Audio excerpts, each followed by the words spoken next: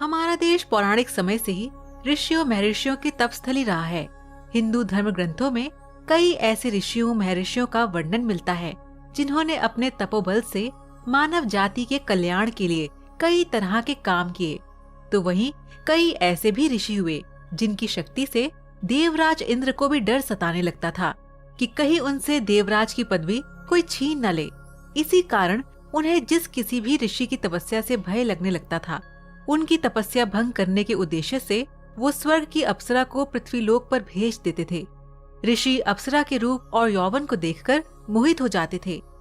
दर्शकों, आज की इस वीडियो में हम आपको एक ऐसे ऋषि की कथा बताने जा रहे हैं जिन्होंने करीब 1000 वर्षों तक एक अप्सरा के साथ भोग विलास किया। तो आइए जानते हैं ऋषि कंडू के 907 साल संभोग करने का रहस्य। स्वागत है दोस्तों आपका हमारे चैनल समय चक्र में।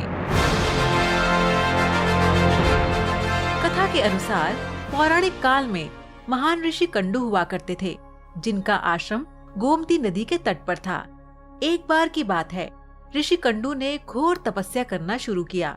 वो तपस्या में इतने लीन हो जाया करते थे कि उन्हें किसी भी चीज का आभास ही नहीं रहता था। इस तरह ऋषि को तपस्या में लीन देखकर देवराज इंद्र हमेशा की तरह घबरा गए। उन्हें ये डर सताने लगा कि कहीं ऋषि कंडू उनका स्वर्ग का सिंहासन छीन न ले। इसी डर के परिणाम स्वरूप इंद्रदेव ने ऋषि कंडू की तपस्या भंग करने के लिए प्रमलोचा नामक अप्सरा को पृथ्वीलोक पर भेजने का निश्चय किया। एक शाम नृत्य के बाद इंद्र ने प्रमलोचा को अपने पास बुलाया, फिर उसे अपनी सारी योजना बताई। बिना कोई प्रश्न किए प्रमलोचा इंद्र की योजना के मुताबिक पृथ्वीलोक के लिए प्रस्थान कर गई। प्रमलोचा का आगमन।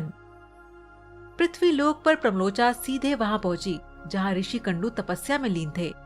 फिर प्रमलोचा ने अपनी शरारतों से ऋषि कंडू का ध्यान तोड़ दिया।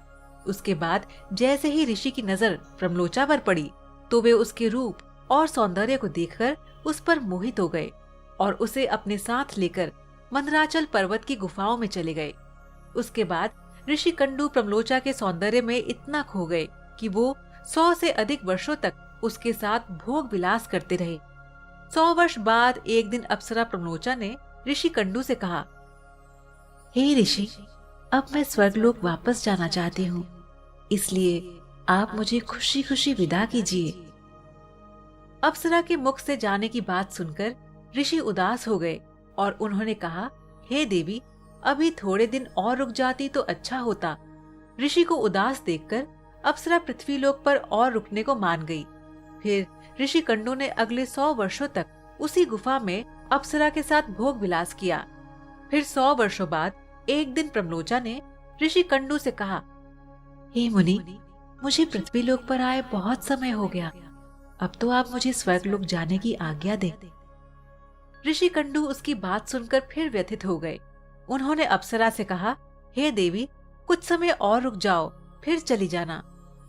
इसी तरह कई 100 वर्ष बीत गए और जब भी अप्सरा प्रमलोचा स्वर्गलोक जाने की बात ऋषि से कहती तो वे किसी तरह से उसे मना लेते।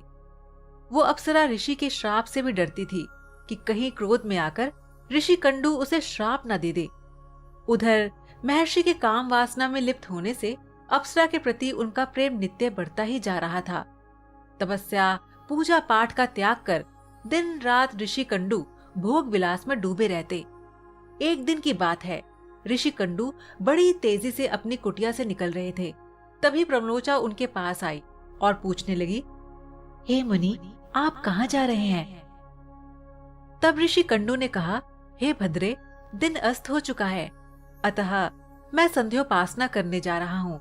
अगर ऐसा नहीं किया तो मेरा धर्म नष्ट हो जाएगा।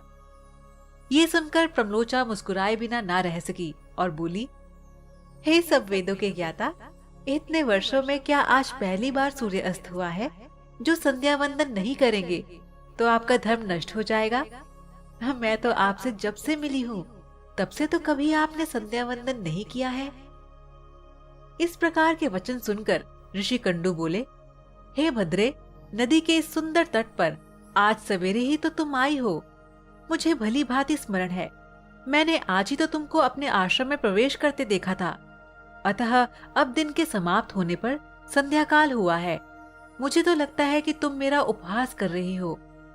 उनकी बात सुनकर प्रमलोचा ने कहा, हे ब्राह्मण श्रेष्ठ, आपका ये कथन सत्य है कि आपके आश्रम में मैं सवेरे आई हूँ, परंतु आज नहीं।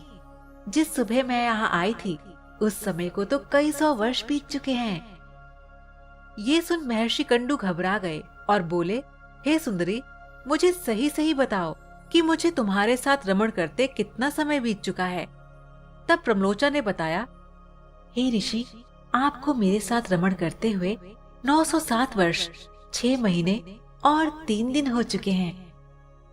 ये सुनकर ऋषि कंडू हैरान हो गए और बोले, हे प्रिय, क्या तुम सत्य कह रही हो या फिर मेरे साथ कोई मजाक कर रही हो? मुझे तो ऐसा प्रतीत होता है कि मैं तुम्हारे साथ 1 दिन ही रहा हूँ।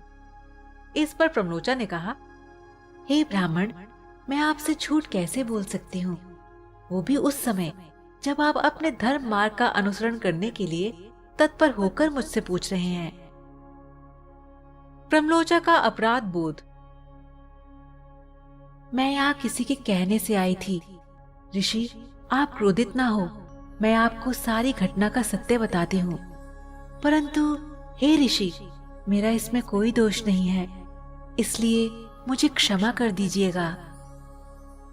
तब ऋषि कंडू ने कहा कि जल्दी बताओ, तुम्हें यहाँ किसने भेजा था?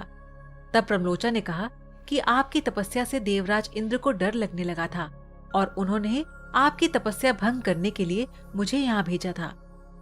प्रमलोचा के मुख से ऐसे वाक्य सुनकर ऋषि कंडू व्याकुल हो गए और बोले, धिक्कार है मुझ पर, मेरा धर्म नष्ट हो गया।